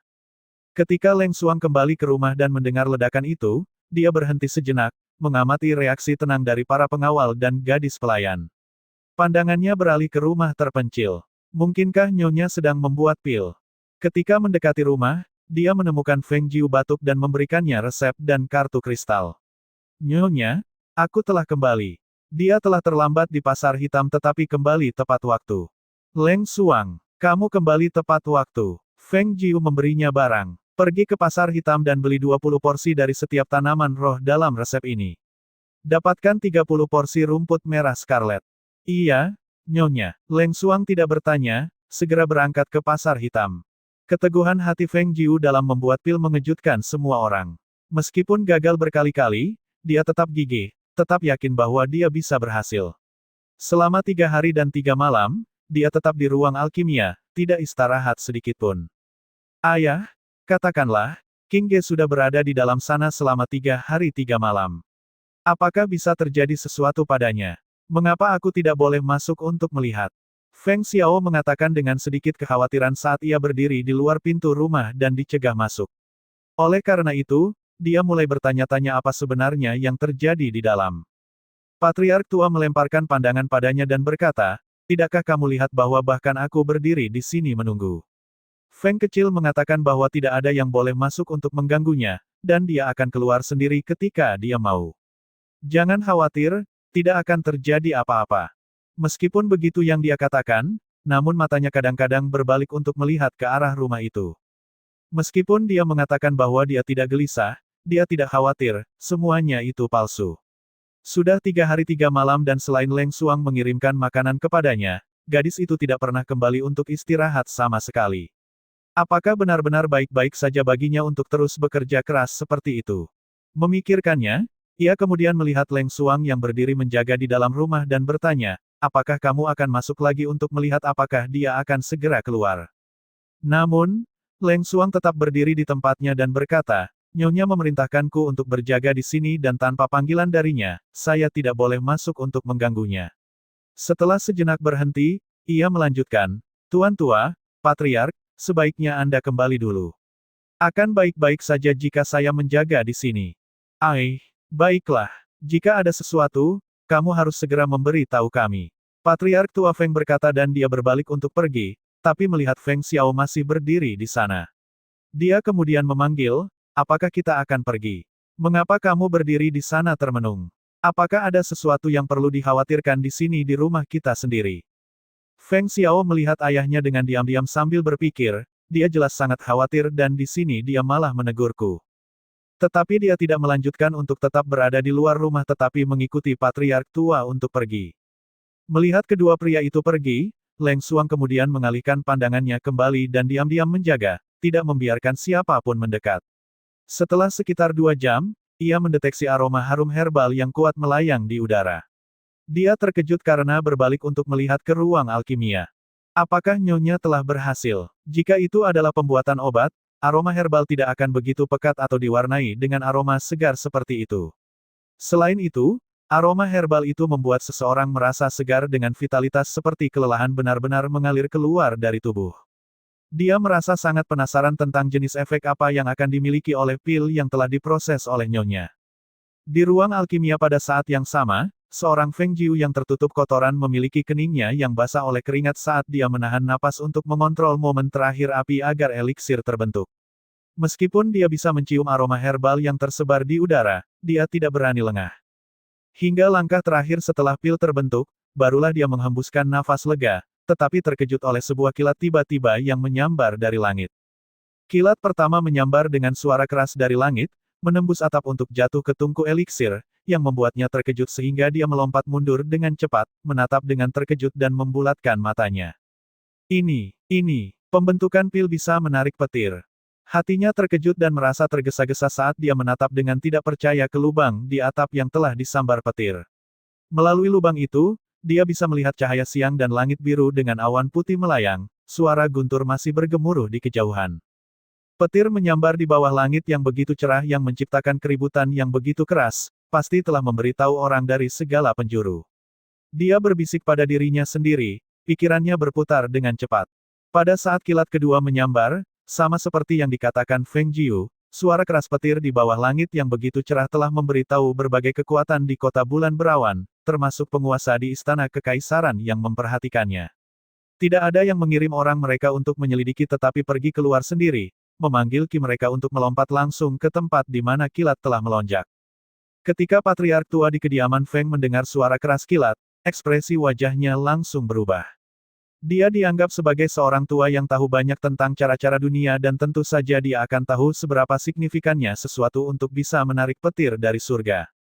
Dia segera melangkah dengan langkah yang lebar menuju ruang alkimia sambil berteriak cemas, Feng Xiao. Feng Xiao, jaga pintu utama kediaman Feng. Jangan ragu untuk membunuh siapapun yang mencoba masuk dengan paksa.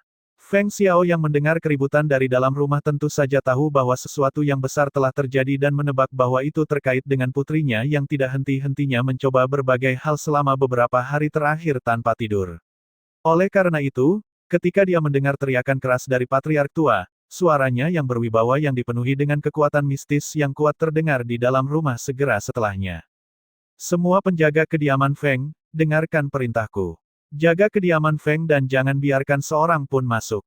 Hati semua penjaga melonjak saat mereka bergerak-gerak di dalam rumah, bersiap-siap untuk pertempuran segera setelah mereka mengakui perintah dalam sekejap mata berikutnya. Ya, Patriark. Jawaban yang bergema dan kuat penuh dengan kesiapan bertempur saat itu bangkit di dalam berbagai rumah kediaman Feng. Beberapa penjaga sudah berjaga di berbagai sudut rumah, beberapa dari mereka melakukan patroli di lorong.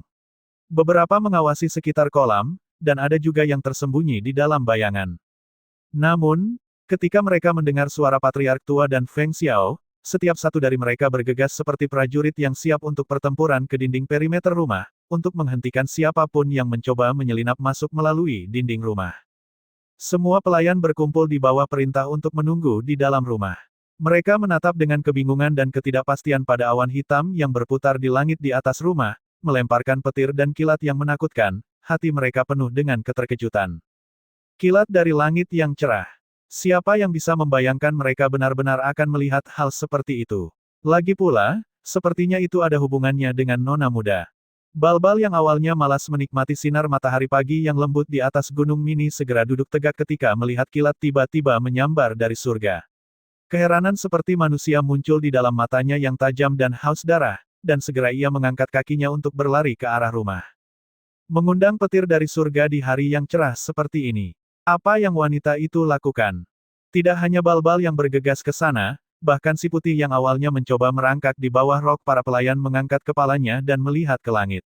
Ia mengendus udara dan segera berlari lurus ke arah rumah juga. Dengan jatuhnya kilat surgawi ketiga, awan hitam yang bergulung-gulung di langit kemudian tersebar, dan kedamaian tampaknya kembali di kediaman Feng untuk sesaat, tetapi semua orang tahu bahwa masalah baru saja dimulai. Karena orang-orang yang datang berdesakan dari berbagai sisi di luar sana berkumpul di luar pintu utama kediaman Feng satu demi satu berturut-turut, ada yang terkejut, ada yang tercengang, ada yang bingung, ada yang tak percaya saat mereka menatap pintu kediaman Feng yang tertutup rapat. Petir dari langit, dan itu adalah 3 kali kilat surgawi. Apa yang terjadi di dalam kediaman Feng? Semua orang ingin tahu, tetapi kediaman Feng pada akhirnya bukanlah keluarga biasa. Dengan pintu utama kediaman Feng yang tertutup rapat, bagaimanapun penasaran mereka mungkin, mereka tidak akan berani menyerbu masuk tanpa izin pemiliknya. Apa menurutmu yang terjadi di kediaman Feng? Mengapa itu menarik petir dari surga? Siapa yang tahu? Kediaman Feng memiliki pintu yang tertutup rapat. Siapa yang akan berani mengetuk pintu mereka pada saat seperti ini? Meskipun kamu mengetuk, mereka tidak akan memberi tahumu. Tetapi aku benar-benar sangat ingin tahu apa yang terjadi di sana. Lihat di sana, bukankah itu penguasa? Dia benar-benar datang ke sini secara pribadi. Salah satu kepala keluarga menghela napas dalam, menyebabkan semua orang berbalik ke arah sosok yang mendekati dengan cepat. Salah satu kepala keluarga lainnya terlihat dalam pemikiran saat dia berkata, bahkan penguasa negara datang secara pribadi. Anda bisa melihat betapa seriusnya masalah ini, aku pikir pintu kediaman Feng pasti akan terbuka. Aku setuju, kita mungkin tidak dapat masuk ke kediaman Feng, tetapi penguasa pasti akan bisa masuk. Di antara bisikan rendah semua orang, penguasa Murongbo mengetuk ujung kakinya untuk melayang ke atas atap sebuah restoran. Meskipun dia tidak bisa melihat situasi di dalam rumah, tetapi dapat dipastikan bahwa 3 kilat dari surga memang ditarik ke sini oleh kediaman Feng. Pandangan tajam berkilat dengan sinar tajam dan berdiri tegak dengan tangan di belakang punggungnya. Dengan mengetuk ujung kakinya, dia datang tepat di depan kediaman Feng dan mengetuk pada pintu yang tertutup rapat. Siapa yang mengetuk pintu? Suara dalam yang dalam dan berwibawa keluar dari balik pintu. Itu adalah suara Feng Xiao, tegap dan berwibawa. Feng Xiao, buka pintunya. Berdiri dengan tangan di belakang punggungnya, suara Murongbo yang sama-sama dalam dan megah terdengar. Suaranya disertai dengan kekuatan yang mengesankan, nada yang secara alami memerintahkan saat dia berbicara. Ketika dia mendengar suara yang datang dari luar, Feng Xiao yang duduk dengan mantap di belakang pintu dengan pedang besar tergenggam di tangan segera mengerutkan keningnya, ekspresi berwibawa di wajahnya sedikit memudar. Dia ragu sejenak, dan suaranya yang tegap terdengar, disertai dengan permohonan maaf. Tuanku, mohon maafkan hamba karena tidak bisa patuh. Ketika Murongbo di luar pintu mendengar kata-kata itu, keningnya berkerut dan rasa malu berubah menjadi kemarahan. Sebagai penguasa negara yang datang ke sini secara pribadi hingga ke pintu mereka, dia akan diabaikan seperti ini. Tidak hanya Murongbo yang merasa sedikit terhina, tetapi semua orang yang berkerumun di jarak yang tidak jauh untuk menonton dan belum maju semuanya menunjukkan wajah terkejut. Siapa sangka Feng Xiao benar-benar berani menolak penguasa dan membuatnya berdiri di luar. Apakah dia terlalu berani? Harus diketahui bahwa kediaman Feng tidak benar-benar sama dengan klan keluarga seperti mereka. Selain menjadi kepala keluarga kediaman Feng, Feng Xiao juga adalah jenderal besar negara kemuliaan matahari, bawahan Murongbo. Penolakan langsung ini untuk mematuhi perintah, bisa membawa konsekuensi yang parah. Feng Xiao, apakah kamu tahu apa yang kamu katakan? Murongbo berkata, wajahnya memerah, dan suaranya sedikit dingin dengan kemarahan. Saat udara di depan pintu utama kediaman Feng mulai mengental, menjadi tegang dan berbahaya, Feng Jiu sedang membuka tungku pil di ruang alkimia. Ketika dia melihat 3 pil merah gelap di dalamnya, senyum kegembiraan yang datang dari lubuk hatinya terpancar di wajahnya. Dia berhasil. Tanpa panduan atau instruksi dari siapapun, dia hanya mengandalkan pengalaman dan pemahaman tentang pengobatan, hanya mengandalkan langkah-langkah sederhana dan penjelasan yang digambarkan dalam manual, untuk memahami cara meracik pil. Setelah menghabiskan 3 hari dan 3 malam dan setelah menyia-nyiakan cukup banyak herba spiritual, akhirnya dia berhasil. Dia mengeluarkan 3 pil dan meletakkannya di piring di atas meja samping untuk diperhatikan dengan cermat. Dia melihat energi spiritual berputar di sekitar pil-pil itu, dan 5 garis butir di atas pil kecil itu, jelas dan tegas. Benar-benar 5 garis butir. Tidak heran pil ini menarik petir surgawi untuk memperkuat pil-pil ini. Dia berkata pada dirinya sendiri dengan penuh pengertian, saat hatinya dipenuhi dengan kejutan ketika melihat garis-garis butir di atas pil-pil itu. Dia tidak mengira bahwa pil pertamanya akan memiliki tingkat setinggi itu. Dicatat dalam buku bahwa hanya pil dengan 5 garis butir ke atas yang akan menarik petir surgawi. Belum lagi bahwa ini berada di negara kemuliaan matahari kelas ke-9. Bahkan jika itu berada di negara galop hijau kelas ke-6, tidak akan mudah menemukan pil yang memiliki 5 garis butir. Ini bagus. Aku tidak rugi setelah menyia-nyiakan semua herba magis itu. Dengan senyuman kecil, dia mengeluarkan 3 botol dan meletakkan ketiga eliksir itu ke dalam masing-masing botol secara terpisah. Dia menyimpannya di dalam cincin ruang dan juga menyimpan tungku eliksir itu sebelum dia keluar dari ruang alkimia. Ketika dia keluar dari rumah, Patriark Tua Feng yang telah mengawasi di luar segera bertanya ketika melihatnya, Feng Er. Kamu berhasil dengan alkimiamu. 3 pukulan petir surgawi telah memberitahu semua orang. Bahkan sang penguasa datang berlari ke sini. Ayahmu menjaga pintu utama tapi aku khawatir dia tidak akan bisa bertahan lebih lama. Mendengar kata-kata itu, mata Feng Jiu berkedip sebentar saat dia berjalan ke arah Patriark Tua. Dia kemudian berbalik dan berkata kepada Leng Xuang, pergilah bersihkan tempat di dalam. Ya, Nyonya. Leng Xuang mengakui, sebelum dia berjalan menuju ruang alkimia. Kakek, jangan khawatir. Semuanya akan baik-baik saja. Dengan nama baik kediaman Feng, tidak ada yang akan berani menyerbu masuk dengan paksa. Feng Jiu menenangkan kakeknya dengan suara lembut dan menunjukkan senyum saat dia berdiri di sampingnya. Meskipun aku menghabiskan cukup waktu untuk itu, aku telah berhasil meracik pil-pil itu. Aku belum cukup mendalam dalam pemikiranku tentang masalah itu. Aku tidak menyangka bahwa partai pil pertama yang aku racik akan menarik petir surgawi dan itu benar-benar membuatku terkejut. Mendengar kata-kata itu, mata Patriark Tua bersinar, begitu gembiranya sehingga suaranya gemetar saat dia berkata, aku pernah mendengar bahwa hanya pil dengan 5 garis butir ke atas yang akan menarik petir dari surga. Pil-pilmu memiliki 5 garis butir. Mereka memang pil transformasi 5 garis butir. Feng Jiu menjawab dengan senyuman sambil melihat kakeknya yang bersemangat. Kakek, kamu sebaiknya pergi ke depan untuk mengawasi segalanya, aku akan kembali untuk membersihkan sedikit dan mengganti pakaianku terlebih dahulu sebelum aku datang. Ingatkan para pelayan untuk tetap diam dan bahkan jika sang penguasa bertanya, katakan kepada mereka untuk tidak mengatakan apa-apa.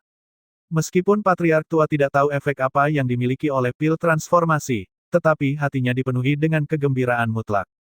Apa yang kamu katakan benar. Dengan reputasi kediaman Feng, orang-orang di luar sana tidak akan berani menyerbu masuk. Bahkan sang penguasa tidak akan turun ke tingkat memaksa masuk ke rumah seorang bawahan.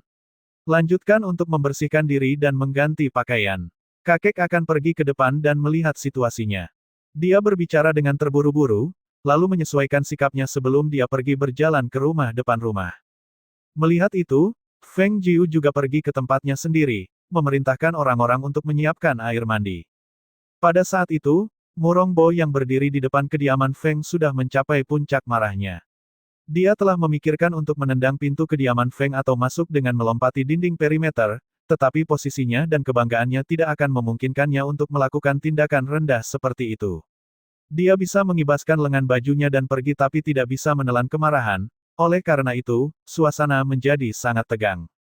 Dan tepat pada saat itu, pintu yang tertutup rapat terbuka. Patriark Tua Feng tersenyum-senyum sambil sedikit meminta maaf saat dia keluar menyambut dengan wajah yang muram sementara Feng Xiao mengikuti di belakangnya dengan kepala sedikit tertunduk, terlihat seolah-olah dia baru saja dimarahi. Aduh, salahkan saja kakek ini. Kakek ini membuat Feng Xiao menjaga pintu dan memberinya perintah untuk tidak membiarkan siapapun masuk.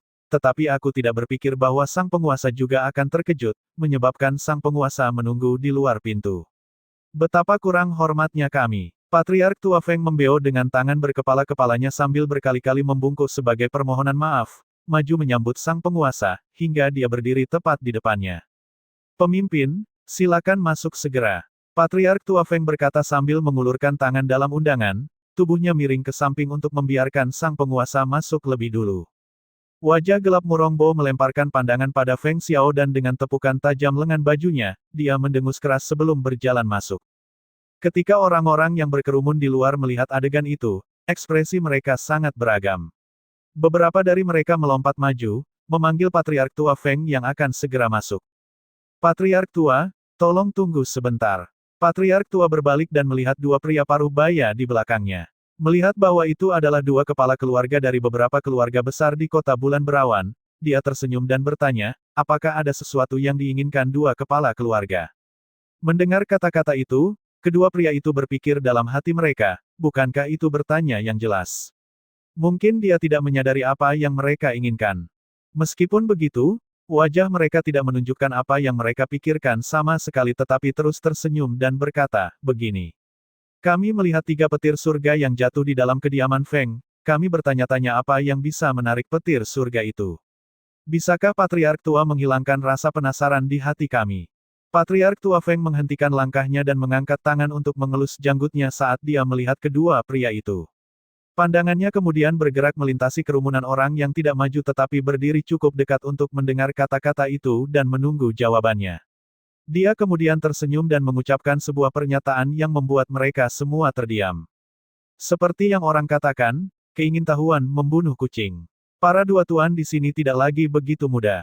Lebih baik Anda tidak menjadi penasaran tentang hal-hal yang seharusnya tidak membuat Anda penasaran. Melihat Patriark Tua Feng berbalik dan masuk ke dalam, wajah kedua kepala keluarga memerah, menatap tanpa kata saat pintu utama kediaman Feng perlahan tertutup.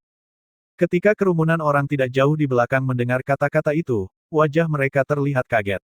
Mereka tidak pernah membayangkan bahwa Patriark Tua bahkan tidak memberikan sedikit pun wajah kepada dua kepala keluarga tersebut, dan begitu langsung dan kasar dalam perkataannya. Lagi pula, kedua kepala keluarga itu juga cukup dihormati di kota Bulan Berawan. Tetapi jika dipikirkan, sejak kapan posisi kediaman Feng di kota Bulan Berawan lebih rendah dari keluarga klan dan bangsawan manapun? Ketika mereka memikirkan kekuatan di balik kediaman Feng, kedua pria yang telah dipenuhi kemarahan merasakan kemarahan mereka mereda. Ketika bahkan sang penguasa telah ditolak masuk sebelumnya untuk berdiri di depan pintu mereka, apalagi mereka. Tetapi karena sang penguasa telah masuk, dipikirkan bahwa apapun yang menarik petir dari langit seharusnya segera diketahui oleh mereka, oleh karena itu, tidak perlu terburu-buru saat itu. Pada saat yang sama di dalam ruang utama kediaman Feng, sang penguasa duduk di tempat utama dengan wajah serius. Meskipun dia tidak mengucapkan sepatah kata pun, jelas bahwa kemarahannya belum reda. Pemimpin, silakan minum teh. Setelah pelayan mundur setelah menyajikan teh, Patriark Tua mengisyaratkan dengan mengundang, sebelum duduk di tempat kedua dengan Feng Xiao berdiri di sampingnya, kepala ditundukkan. Murongbo melirik kedua pria itu, dan dengan ekspresi wajahnya memudar, dia mengambil cangkir teh dan menggeser kembali daun teh dengan tutupnya untuk mengambil seteguk sebelum dia berkata dengan nada dalam, bicaralah. Apa yang ada hubungannya dengan ketiga petir surgawi itu? Namun, setelah dia mengajukan pertanyaan, dia dihadapkan dengan sejenak keheningan. Alisnya berkerut saat dia meminum tehnya, pandangannya beralih pada Patriark Tua Feng, matanya menunjukkan ketidakpuasan yang jelas, apa? Kamu tidak bisa memberitahuku. Patriark Tua yang duduk melepaskan napas pelan dan mengatakan dengan penuh permohonan maaf, pemimpin, ini adalah masalah yang benar-benar tidak bisa diungkapkan karena kakek ini bahkan tidak tahu bagaimana mengatakannya dengan kata-kata. Mendengar itu, ekspresi Murongbo yang memudar kembali menjadi gelap, pandangannya tajam dan menakutkan saat menyapu sosok Patriark Tua Feng dan Feng Xiao. Mendatangkan petir dari surga, apakah kalian berdua berpikir bahwa ini masalah yang tidak penting? Untuk menarik petir dari langit, seseorang harus mencapai tingkat kaisar bela diri sebelum hal itu terjadi. Sekarang bahwa kediaman Feng berhasil menarik 3 kali petir dari surga yang membuat kota Bulan Berawan terkejut. Jadi, apakah tidak semestinya ada penjelasan untuk penguasamu? Aku bertanya-tanya, penjelasan seperti apa yang diinginkan sang penguasa dari kita? Suara ringan dan santai yang ditandai dengan sedikit kepedihan mencapai mereka, mengurangi atmosfer tegang di dalam ruang utama. Murongbo melihat ke arah sumber suara dan melihat Feng Qingge yang berpakaian putih lengkap berjalan masuk dengan langkah yang anggun, udara kemurnian sekitarnya, wajahnya sangat cantik, membuatnya berpikir bahwa tidak heran hati putranya yang paling luar biasa jatuh padanya. Patriark tua Feng melihatnya muncul dan tidak berkata apa-apa lagi tetapi hanya duduk di sana dengan mata tertutup untuk menyeruput teh, tampaknya sepenuhnya menyerahkan keseluruhan situasi kepada Feng Jiu, untuk menangani situasi itu. Melihat itu, bibir Feng Xiao bergerak, tetapi tidak bicara dan hanya meniru ayahnya untuk pura-pura mati. Dengan langkah lambat masuk ke ruang utama, Feng Jiu dengan sembrono menawarkan salam dan kemudian berdiri di sana diam-diam untuk melihat Murong Bo yang duduk di kursi tuan rumah utama. Mungkin karena dia selalu mengasumsikan posisi superior begitu lama, dan terlalu sering selalu mengambil inisiatif atas segala hal, dan terlalu terbiasa menggunakan nada perintah untuk menyampaikan keinginannya. Seperti hal ini tentang dia telah menarik 3 petir surga. Jika itu orang lain, tidak ada yang akan berani mempertanyakan mereka tentang itu sama sekali, karena itu adalah urusan kediaman Feng sendiri. Jika mereka memilih untuk tidak mengatakan apa-apa, siapa yang bisa menyalahkan mereka tentang itu? Ketika Murong Bo mendengar kata-katanya, alisnya berkerut dan dia berkata dengan suara dalam, "Apa maksudmu dengan itu? Penguasamu datang ke sini karena 3 petir surgawi dan kamu hanya perlu memberitahu penguasamu dengan jujur, bagaimana 3 petir surgawi itu terjadi dan itu sudah dianggap cukup. Tidak perlu mengucapkan begitu banyak omong kosong." Feng Jiu tersenyum lalu bertanya, "Saya bertanya kepada penguasa, itu hanya 3 suara guntur yang terdengar pada siang hari ini. Mengapa dibuat seolah-olah itu sesuatu yang begitu serius? Ketiga suara guntur itu tidak membunuh siapapun, juga tidak menyebabkan gunung atau tanah terbelah. Hanya ada 3 suara guntur yang terdengar di rumah belakang kediaman Feng kami dan sekarang kediaman Feng diharapkan memberikan penjelasan. Jenis penjelasan apa yang harus kami berikan?" Mendengar itu, pandangan tajam Murong Bo menjadi dingin saat melintasinya sebelum berbalik untuk melihat Feng Xiao, di mana dia berkata dengan suara dalam, "Feng Xiao."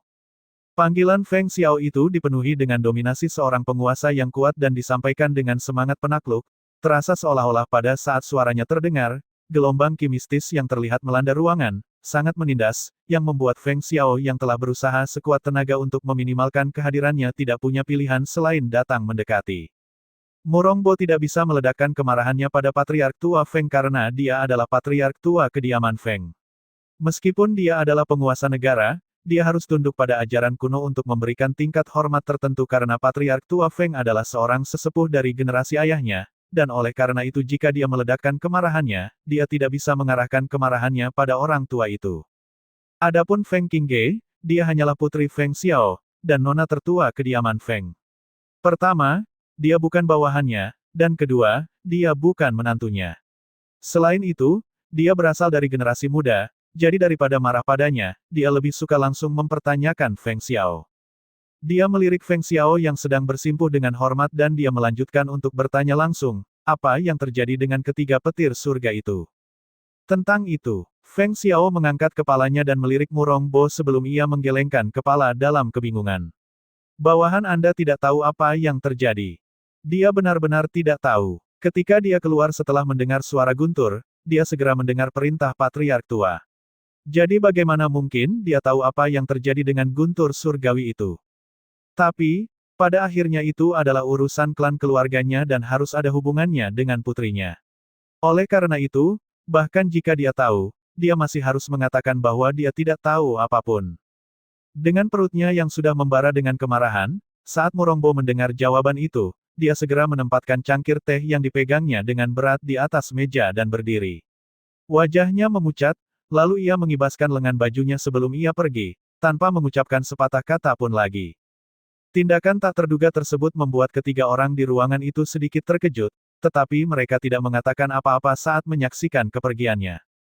Qingge, apa sebenarnya yang terjadi?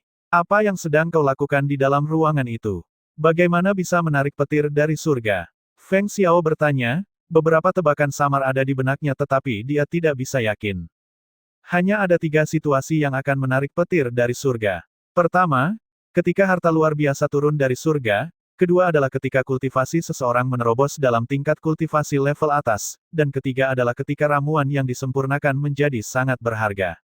Tetapi ketiga skenario tersebut terlalu tidak masuk akal dari sudut pandangnya dan oleh karena itu, pikirannya penuh kebingungan. Leng Xuang, jaga pintu masuk ke ruangan ini. Jangan biarkan siapapun mendekat. Perintah Feng Jiu. Baik, Leng Xuang menjawab dari luar, berdiri di depan pintu. Melihat itu, Feng Xiao tidak bisa menahan kegembiraannya saat melihat putrinya yang wajahnya menampilkan senyum gembira, merasa bahwa tebakan yang dipegang di hatinya akan segera diverifikasi, dan dia sedikit gugup, sedikit bersemangat. Kakek, ayah, kalian berdua duduklah. Feng Jiu menunjukkan sambil menarik Feng Xiao yang sedikit terdiam dan mendorongnya duduk di kursinya.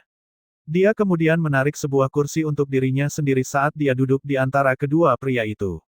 Selanjutnya, dia mengeluarkan botol dari cincin ruang dan menuangkan pil ke tangannya.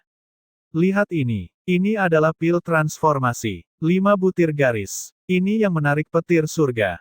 Bahkan setelah hidup sampai usia yang sangat tua, ini adalah pertama kalinya Patriark tua Feng melihat pil dengan 5 garis, dan itu disempurnakan oleh cucunya sendiri. Pada saat itu, dia merasa seolah-olah darah di tubuhnya mendidih, menjadi sangat gembira sehingga wajahnya memerah, dan tangannya sedikit gemetar. Bagus bagus bagus. Feng Er, kau benar-benar membuat kakek merasa sangat bangga. Mengomparasi keduanya, Patriark tua setidaknya masih bisa berbicara. Feng Xiao benar-benar terdiam menjadi bengong, pikirannya kosong. Matanya membelalak lebar saat dia merasakan hembusan darah naik ke kepalanya dan pada saat berikutnya, seluruh dirinya jatuh pingsan karena terlalu bersemangat. Feng Jiu berteriak kaget, "Ayah!"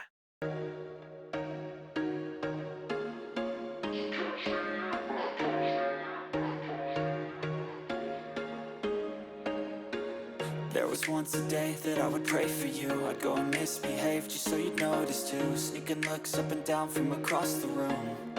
Damn, what a hell of a